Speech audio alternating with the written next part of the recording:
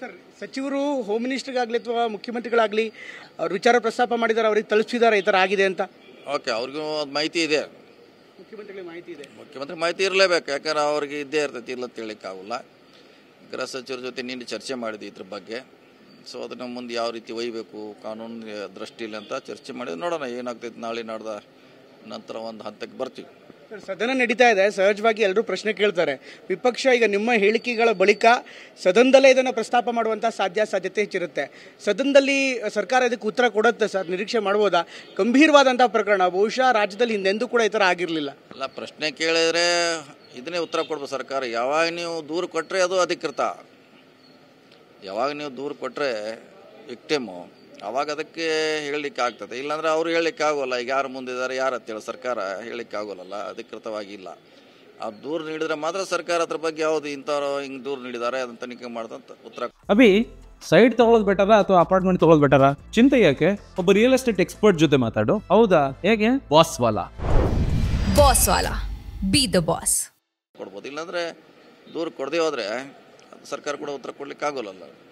ಸತೀಶ್ ಜಾರಕಿಹೊಳಿ ಅವರು ಯಾಕೆ ಆ ಸಚಿವರ ಹೆಸರು ಹೇಳ್ತಾ ಇಲ್ಲ? ಅಂದರೆ ಯಾರು ಹನಿ ಟ್ರ್ಯಾಪ್ಗೆ ಒಳಗಾಗಿದ್ದಾರೆ ಅವರ ಹೆಸರನ್ನ ಯಾಕೆ ಹೇಳ್ತಾ ಇಲ್ಲ? ಅದು ಸಹಜವಾಗಿ ಕೇಳ್ತಾ ಇರುವಂಥ ಪ್ರಶ್ನೆ. ರಾಜಕೀಯದ ಭಾಗನ ಅನ್ನುವಂಥ ಅನುಮಾನ ನಾಳೆ ಹೋಗ್ತಾವೆ. ನಿಮಗೆ ಗೊತ್ತಿದ್ದು ಕೂಡ ಸಚಿವರು ಯಾಕೆ ಹೇಳಲ್ಲ ಅನ್ನುವಂಥ ಪ್ರಶ್ನೆ ಇದೆ. ಗೊತ್ತಿದೆ ಯಾರಂತ, ನಿಮಗೂ ಗೊತ್ತಿದೆ. ಆದರೆ ಅವರೇ ಮುಂದೆ ಬಂದು ದೂರು ಕೊಟ್ಟರೆ ಅದಕ್ಕೆ ಆಮಾಗ ಹೇಳಲಿಕ್ಕೆ ಬರ್ತದೆ. ಯಾಕೆಂದ್ರೆ ಈಗ ಅವ್ರು ಎಷ್ಟು ಅದ್ರ ಬಗ್ಗೆ ಕಾನೂನು ಹೋರಾಟ ಮಾಡ್ತಾರೆ ನನಗೆ ಗೊತ್ತಿಲ್ಲ.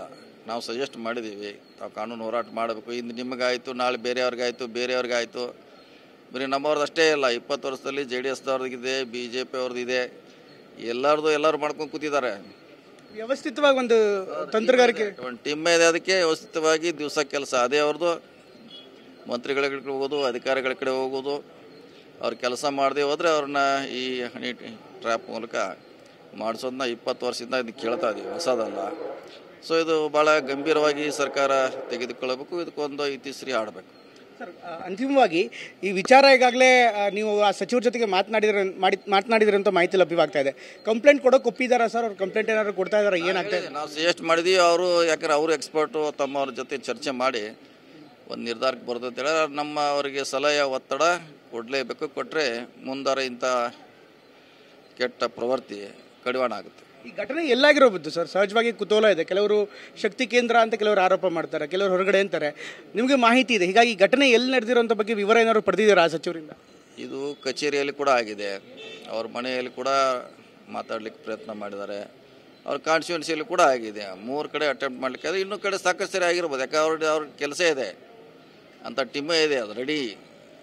ಹೆಂಗೆ TV ಚಾನಲ್ನವರು ಇಮಿಡಿಯೇಟ್ ಓಡ್ತಾರೆ, ರಶ್ ಮಾಡ್ತಾರೆ, ಏನಾರ ಇದ್ದರೆ ಇಂಥದ್ದು ಯಾವುದಕ್ಕೆ ಅವ್ರ ಶಿಕ್ಷಾಕ್ಷಿಗಳು ನಿರಂತರವಾಗಿ ಟೀಮ್ ಕೆಲಸ ಮಾಡ್ತಾಯಿದ್ವಿ ಬೆಂಗಳೂರಲ್ಲಿ. ಸೊ ಅದಕ್ಕೆ ಒಂದು ಉನ್ನತ ಮಟ್ಟದಲ್ಲಿ ತನಿಖೆ ಆಗಬೇಕು ಸರ್. ಇದ್ರ ಜೊತೆಗೆ ಹೈಕಮಾಂಡ್ ಕೂಡ ಇದೆ ನಿಮ್ಮದು, ನಿಮ್ಮ ಪಕ್ಷದ ಯಾರು ಇನ್ವಾಲ್ವ್ ಆಗಿದ್ರೆ ಅದು ಕೂಡ ನಿಮ್ಗೆ ದೊಡ್ಡ ಪ್ರಶ್ನೆನೇ. ಹೈಕಮಾಂಡ್ ಮಟ್ಟಕ್ಕೆ ಏನಾದ್ರು ಹೋಗುತ್ತೆ ಈ ಪ್ರಕರಣ? ಅವರು ಚರ್ಚೆ ಮಾಡಬೇಕಾದ ವಿಷಯ ಎಲ್ಲ ಪಕ್ಷದವ್ರು ಚರ್ಚೆ ಮಾಡಬೇಕಾದ. ನಮ್ಮ ಪಕ್ಷ ಅಷ್ಟೇ ಅಲ್ಲ, ಅವ್ರ ಪಕ್ಷದಲ್ಲಿದ್ದಾರೆ, ನಮ್ಮ ಪಕ್ಷದಲ್ಲಿದ್ದಾರೆ, ಯಾರು ಮಾಡ್ತಿದ್ದಾರೆ. ಸೊ ಇದು ಒಂದು ಹೊರಗಡೆ ಬಂದರೆ ರಾಜಕೀಯ ಒಂದು ಒಳ್ಳೆಯ ಬೆಳವಣಿಗೆ. ಧನ್ಯವಾದ ಸರ್, ಥ್ಯಾಂಕ್ ಯು. ನಮ್ಮ ಜೊತೆ ಮಾತಾಡಿ. ಇದಿಷ್ಟು ಸಚಿವರ ಅಂತ ಸತೀಶ್ ಜಾರಕಿಹೊಳಿ ಅವರು ಹೇಳ್ತಾ ಇರುವಂಥ. ಮತ್ತು ಕ್ಯಾಮ್ರಾಮನ್ ಮುತ್ತುರಾಜ್ ಜೊತೆ ಪ್ರಮೋದ್, TV9 ಬೆಂಗಳೂರು.